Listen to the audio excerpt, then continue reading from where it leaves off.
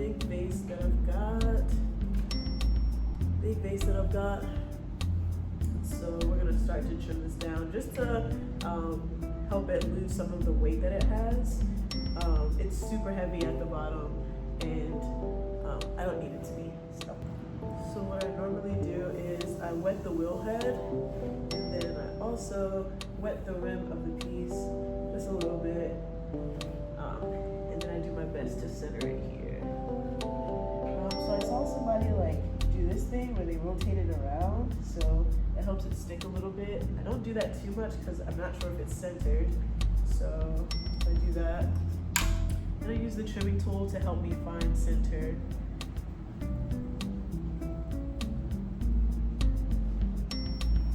And I can see that it sort of favors this side a little bit more, so I'm gonna push here. Let's see now.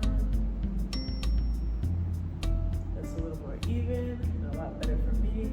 Now I'm going to go ahead and tighten it down to the wheel head, spin it a little more to help it dry.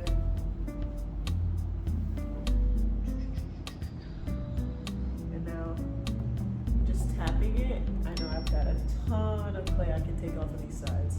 So I'm gonna get started on that. Just using this little bit to help me see how far I can go down. Now this isn't always true depending on like how well I throw the piece, but if I'm able to go down pretty deep just right here, that means I can take it in to about that space, about that area on the sides. So yeah, it looks like I've got a ton of clay I can take off here.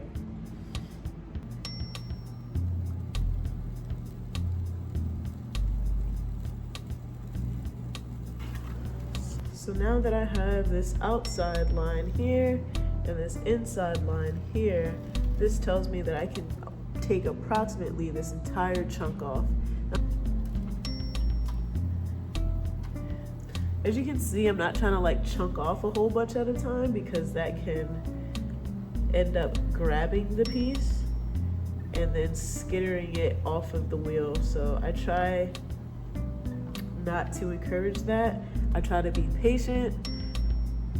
I try to remember that slow is fast.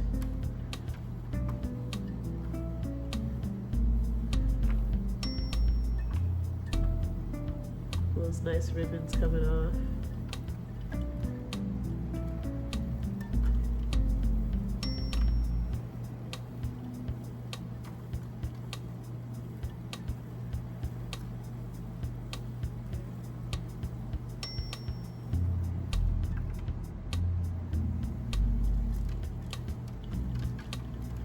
And honestly, if I wasn't taking this amount of clay off, that would be a cool foot just as is right now.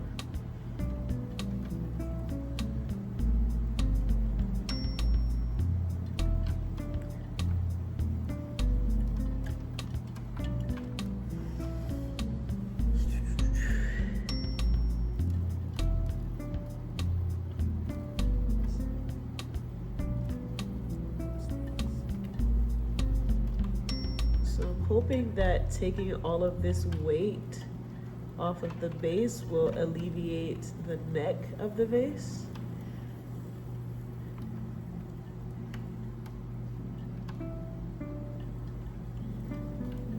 I have a feeling it still might be a lot heavier than I'd like it to be, but that's okay.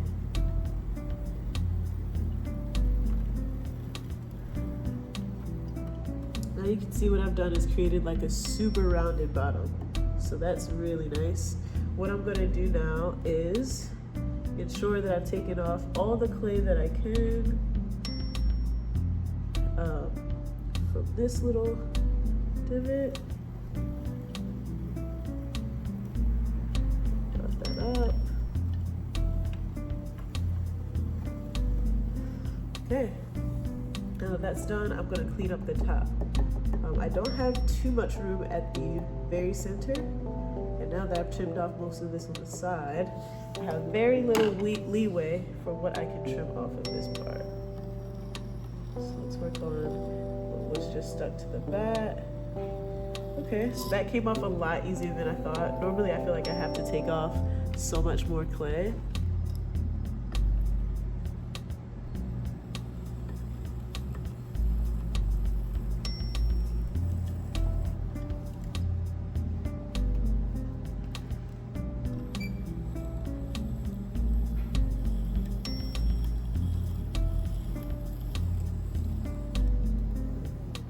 So a lot of the unevenness on the bottom actually comes from clay that was stuck on the bat that I used to store this on. So that's just what I'm doing. I'm not trying to take off too much clay. I just want to remove some of that bat residual. Okay. Now that that's done, what I really love to do is burnish these things. A black Kemper Tools hard rib. So I'm gonna use that and help me burnish this piece. I'm not applying too much pressure yet. I just want to see how the clay reacts to it. Being smoothed out.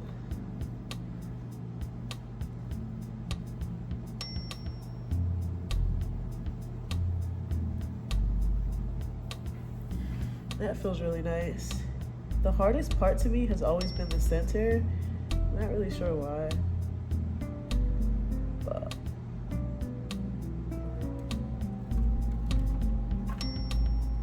the goal is to get better.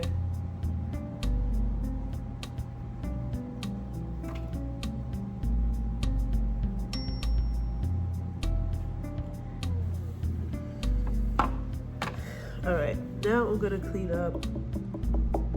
Can you hear that? Took off a ton of clay. So now I'm going to clean up the rest of this.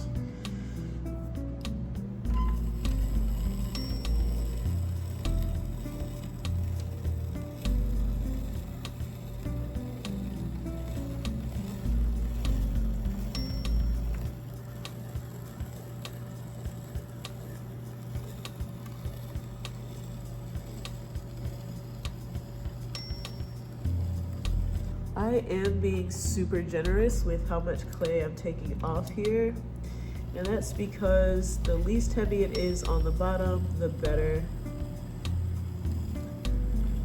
So I don't want the walls to be too thin.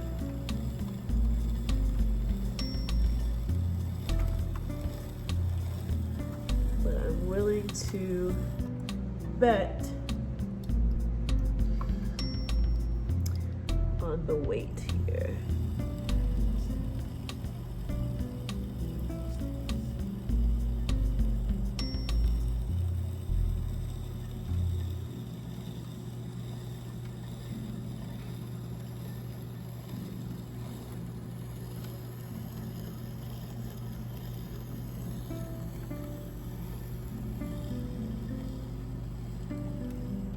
Okay, the lip of this is a bit smaller than that larger group, so I'm gonna clean that up using this. I'm trying not to take off too much clay. Normally I would have wanted that to be super smooth, but I'm okay with that because I'm hoping that the glaze comes off of this really nicely.